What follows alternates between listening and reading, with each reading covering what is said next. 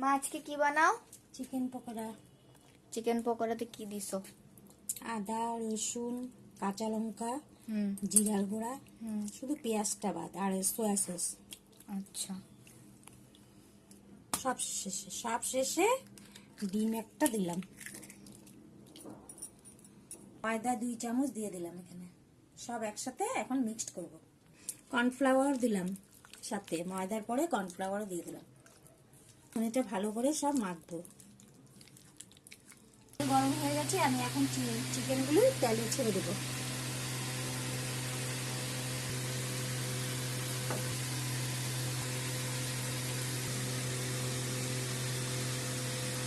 আস্তে ধীরে ভাজা হবে।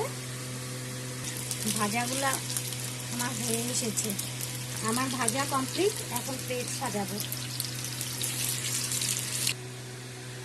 বন্ধুরা, আমার চিকেন পকোড়া রেডি। তোমরা খেয়ে বলবে কেমন হয়েছে।